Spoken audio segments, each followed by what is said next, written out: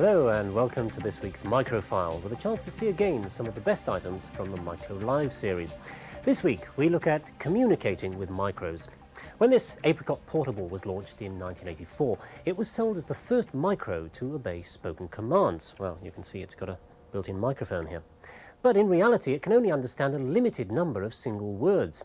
Getting a computer to understand ordinary speech is still one of the major problems of artificial intelligence research.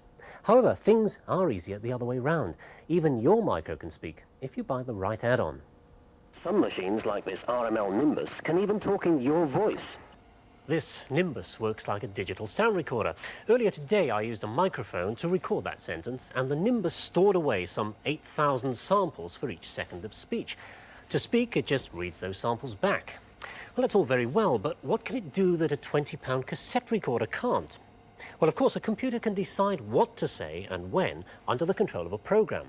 For instance, this is a machine you might find in schools. Just imagine the potential for software that can do this kind of thing in the teacher's own voice. Well done, Katie. You've scored 9 out of 10. Excellent quality, but 30 seconds of speech would use up about 128 kilobytes of memory. That's the equivalent of about 50 pages of Type Day 4, and it's far more memory than the average home or school micro can offer. So how can you get intelligible speech using less memory? Well, it can be done, but you'll lose some of those human qualities. To begin with, you'll need one of these. It's a miniature synthesizer. It can make all kinds of sounds, but it was particularly designed to simulate the human voice. And you'll also need another chip to tell it what sounds to make. This one is a ROM, a read-only memory. And the data in here instructs this chip to make complete English words. You'll find a pair of chips like this inside the familiar Speak and Spell, which is an educational toy. Spell green. Obviously, it helps children with their spelling. But with different data in the ROM, you can get your BBC Micro to talk in Kenneth Kendall's cultured tones. 28. 30. Well, here's a program which is reading the temperature of the studio, and as you can hear, it's pretty hot in here. It's speaking it out. Well, that could be useful if you were running a scientific experiment and needed to keep your eyes on other things. Well, yes, thank you, Kenneth, that's great. With both the Speak and Spell and the Kenneth Kendall ROMs, the data is stored as complete words. So the only words they can speak are the ones they come with. In this case, it's about 100. Fine for some uses, but for general applications, that could be a problem. Have you ever tried a conversation with just a 100-word vocabulary? Well, it can cramp your style. For more words, you'd need more chips. So for a full vocabulary, the problems and the expense would be horrendous. The answer seems to lie not in whole words, but word parts. That is, component sounds of speech, which, when strung together correctly, can be used to construct any English word. Things like sh, f, a, I, k, that sort of thing. These sounds are called phonemes, or in some situations, allophones, and reasonable English can be built from just about 40 or 50 of them. By storing that small number of phonemes in a ROM, any English word can be pronounced by stringing together the correct sequence.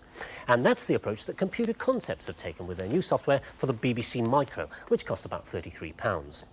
To code in words, you have to think about how they sound, not how they're spelt. For example, here's part of a sentence that I'm working on at the moment. This is not as easy as it. Well, notice that is has been coded as IZ. You see, otherwise the micro would say is.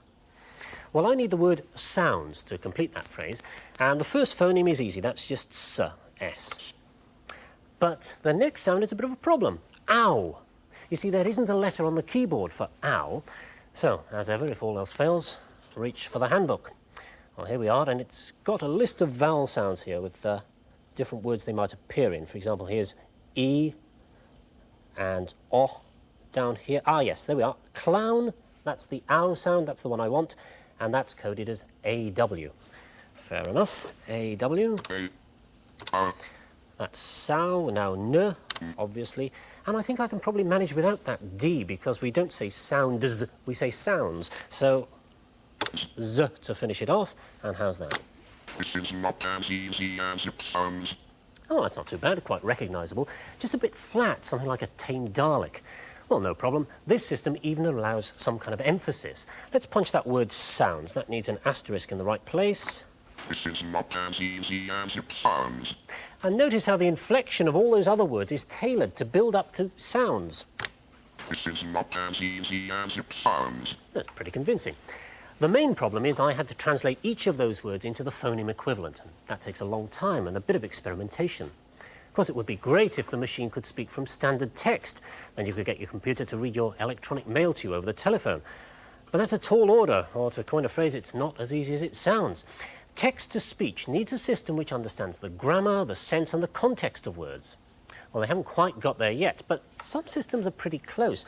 Here are just a few add-on units. They each have software which applies simple language rules to the words to guess the pronunciation. And this sentence is an acid test. Power mowers are thoroughly tough, though. Although those words look similar, we know that they're pronounced differently. But what do the computers make of it? First of all, this system here.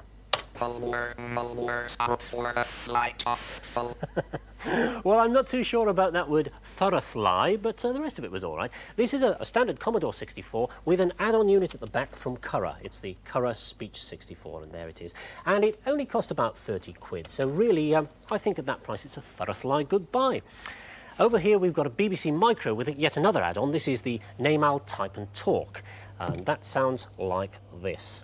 Our mowers are thoroughly tough. Well, it made some kind of sense of thoroughly, a little bit mechanical, I think. But that's £171, and that unit is compatible with most home micros. Over here, there's a much more expensive piece of hardware. It's the ICL Professional unit, costing about £1,000, and that sounds like this. Our mowers are thoroughly tough. Oh, not bad at all. That sounds very confident, anyway.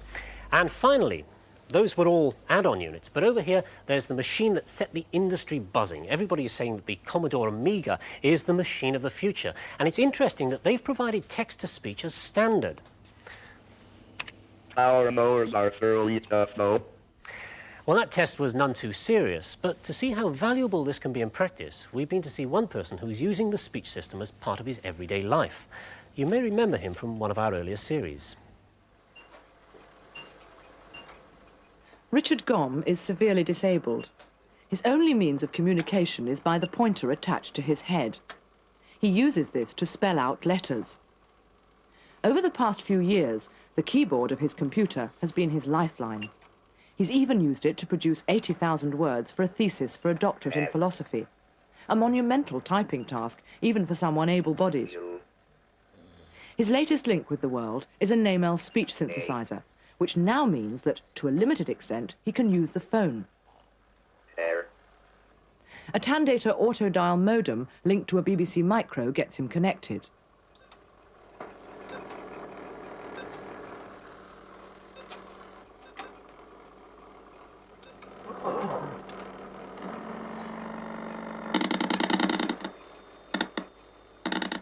For this call, he's already prepared some phrases in advance.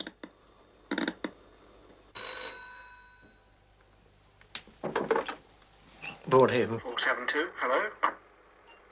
Is that a hyper residence? Yes, hello Richard, how are you? I am well. How are you? Oh, I'm quite well, thank you. Have I got a problem for you? Oh, tell me about it. He types the words on the Apple Micro, and the synthesizer's software then works out the pronunciation using 400 speech rules and speaks down the line for him. Every time I access my floppy, it crashes. Well, I think I'll have to come over and have a look at it. Sometime this week. Have you got a day free? Typing other words letter by letter is very slow and might make people ring off in frustration.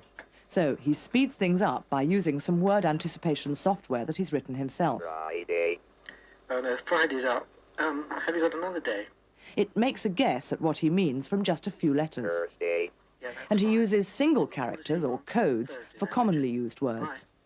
Thank you. Goodbye. John Piper is Richard's friend and technical advisor. How does he see the system developing? He can now use the telephone and speak to anyone. But you still have the problem of the rate at which he can make his messages. One of the answers that we're looking at, or one of the possibilities, is the use of an extended keyboard such as this, that gives him very quick access to a very much larger range of utterances that are possible with the conventional QWERTY keyboard. So, speech synthesis is with us and already of great use to the disabled, but it'll be quite a time before clear and pleasantly inflected text-to-speech will be cheap enough to build into every micro.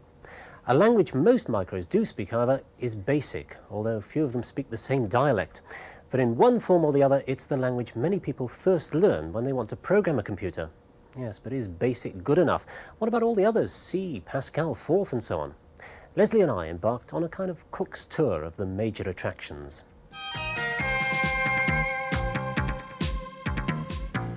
Now, most micros come with Basic built in. It's popular because it's fairly easy to understand. Well, here, for example, is part of one of the listings. And there we are, you can see it's even got English words in it like if, print, and input and so on. Of course, the microprocessor chip inside the computer can only carry out very simple instructions like comparing two numbers or moving a number from one part of memory to another. So when you run a Basic program, not when you type it in, but when you run it, it's converted into those simple instructions, or what's called machine code. Now, although the machine code is very fast, the translation process takes some time, so Basic runs rather slowly. But of course, there are other languages you can use on a micro. We'll have a quick look at a few, starting with Pascal. Now, the top listing over here is in Basic, and the bottom one is Pascal. And both of these are programs to multiply two numbers together and print out the result on the screen. Have a look at the Basic first. Well, the first three lines we've got here, line 10, 20 and 30, just set up three variables. A is a number, B is a number, and C is the answer of A times B. Now, line 40 here prints out a bit of text, the answer equals, and the result C. Line 50 just ends the program. Now, the Pascal listing, first of all, you notice that Pascal hasn't got the line numbers that Basic has. None of those 10, 20s, 30s and so on. Also, at the top here, the program has to have a name. In this case, it's called multiply. And there are the variables here defined at the top. Variables A, B and C, those are the letters we're going to use, and they're integers, they're whole numbers. Then here comes the program. It's surrounded with these begin and end markers. And the guts of the program in the middle here, much the same as the Basic, except they use the word write line instead of print. Now, the major difference for the programmer is it makes you think in an ordered manner. Once a program segment is written, you've got to think of it as a block. You can't just dive into the middle as you can with Basic. Now, Pascal is being pushed as a very good language for education because it forces you to think in that structured way. But there's nothing to stop it being used for other applications. For example, it's one of the in-house programming languages for Apple computers. Logo is a language that was specifically designed for education, and it's often used with a turtle like this. It's particularly good for teaching the simple concepts of programming and mathematics. At the same time, it protects the user from some of the raw edges of computers. Now, it can also be used to produce screen graphics. And this complex pattern here is the result of a very simple program. And it shows very well how Logo enables you to build a program step by step. The basis for this pattern is a square. So the first thing you do is define your square. You do that by saying repeat 4 times the action of going forward by the length you're going to go forward. You haven't yet stated what that is. And when you've done that, you turn left 90 degrees. Repeat that 4 times and you've got yourself a square. So then you can incorporate the square into the program, and the program reads here, repeat 36 times the square, and it already knows about that. Now you define the size. It's going to be side 200, and after each square, turn left by 10 degrees, and then you repeat that 36 times. And if you see the program running, you'll see that actually its makeup is very self-evident. There you've got 36 squares turning themselves into a circle. Now, one of my favourite languages is Forth. It's available for most micros, including the Electron here. Forth was originally devised to control radio telescopes like this one in Kitt Peak, Arizona. But these days it's used for everything from washing machines to the computer control of movie cameras, for instance in the film Star Wars. Here's how it works. If I type in this word VList, I get a complete list of the Forth vocabulary, all the words that Forth understands. In fact, I'll hold it there. All of these down here are built-in Forth words, standard Forth words, except for this one here, hi, which is one that I made up myself. Now, if I type in hi, you'll see what it does. Prints a friendly greeting here, hello and welcome to Micro Live. Now, the beauty of Forth is you can build up new words using the words it already knows. So that's what I'll do. I'll define a new word, which I'll call big hi. Definition starts with a colon. The word is big high.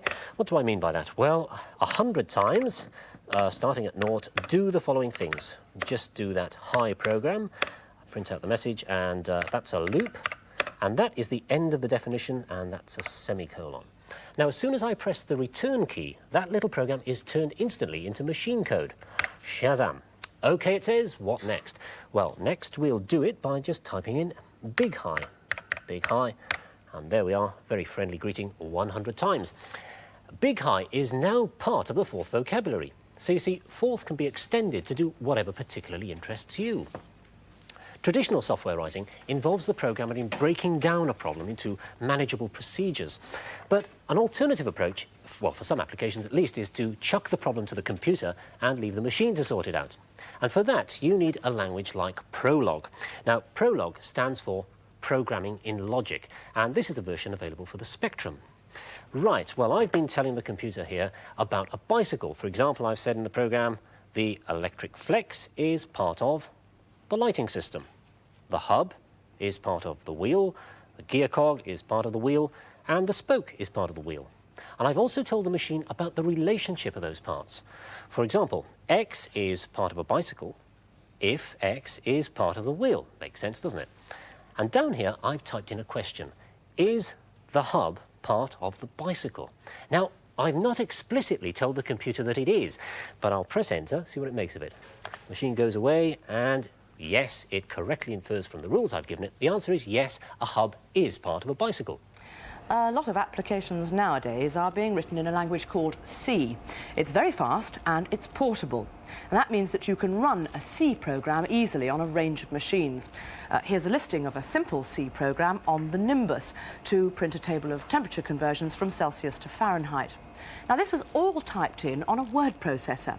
To turn it into a program that the Nimbus can run, it has to be compiled. That means running another program that converts the text into Nimbus machine code.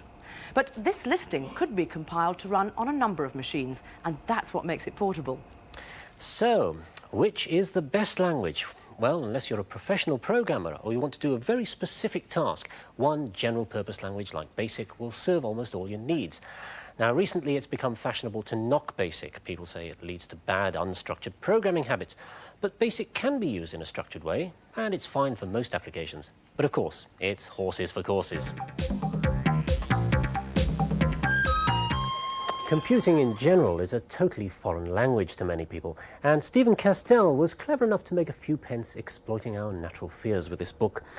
Although it was published in 1983, which in IT terms is a long time ago, it'll still stand you in good stead at parties with those computer bores. The problem is that information technology is a growing and a changing field, even for those who already work in it. It's difficult at the best of times to keep up with the fast-moving world of technology, but all the more so if you're a woman with young children. For the last 5 years I worked as secretary PA for a small family company. And then I got pregnant and my husband moved to Cardiff. So for the last 2 years, my daughter's 2, I haven't done anything at all, apart from this course. In the docklands of Cardiff, there's a derelict factory that used to turn out Burley bras. Now it's home for a course in information technology. It's run by women for women, and that means it's designed to fit in with the needs of their children. My reasons for taking up the course in particular was I wanted to bring my skills up to date. And the crash facilities were, very, very important to me. The fact that my daughter was on the premises. I mean, she was just over 1 when I came, so she was quite young. And I think that means a lot to a lot of the women that attend the course.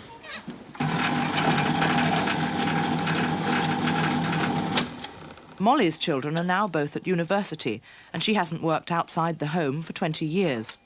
She felt that life and technology were passing her by. After all, when Molly was at school, science was a subject best left to the boys. So, a course with other women with similar apprehensions and standards was appealing. For like many of the others on the course, she was starting from scratch, learning about the hardware as well as the software, and she has a chance to work on her own individual projects. We've just started on projects, which we have to do in our final term. They're for our benefit, so that we can go to potential employers and say that we have covered this and have something constructive to show them. This is about light-emitting diodes. And this is just the very first project in the book. And the light should have lit, but it hasn't. So I'm waiting for Joe. Right, is it working? No, it isn't lit up. The students attend for 2.5 days a week for a full year, following a wide curriculum to give them the opportunity to taste all areas of electronics and computing. Then, towards the end of the course, each student spends a month at a local firm, turning theory into practice. To the other side of that middle line, you've got to actually bridge that gap. So if you take the light-emitting diode out and plug it across the gap, it should work. Jill, who teaches the electronics strand of the course, believes it's short-sighted to teach women just the usual word processing and office skills. That's on channel 2 of the oscilloscope, and it's over 1.5. 1.5 divisions, so that's 7.5 volts. 7.5 volts, right. Now, when you want to work out the gain, to see how well your board has actually amplified the input signal, gain is equal to the output voltage divided by input voltage. At the moment, there is a 50% shortfall in areas of high specialism and expertise. And if women are to take advantage of these job opportunities, then these sort of courses must teach not only traditional office skills, but also all the other aspects of the new technology. And at the beginning, you didn't think you would be able to do it. You know, you look at the computer and you think, oh, no, you know, this isn't for me. And when they put a soldering iron in your hand, you thought, oh. But now at the end, it seems as if we've always known it. It's just natural now. South Glamorgan County Council and the EEC have funded the course, but all funding is strictly on the basis that on leaving, the students can and do gain relevant employment. The course has run 2 years and the results are good. We were very surprised the first year what people did actually manage to get into. Quite a few people went in to become trainers themselves, particularly on youth training scheme kind of jobs. Either they were doing introductory computing or they were doing placement work, trying to help young people find jobs. A few people went in to become trainee programmers. Quite a lot of people went on to various kinds of office work where they were using computers. So they were doing databases or accounts or word processing.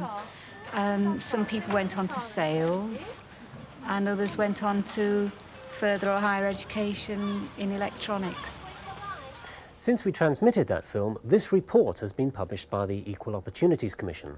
It says that the story of South Glamorgan's Women's Workshop can and should inform the providers of training elsewhere. Well, if you'd like your own copy of the report with some useful addresses in the back, send a 17p stamp to Equal Opportunities Commission, Overseas House, Key Street, Manchester M3 3HN.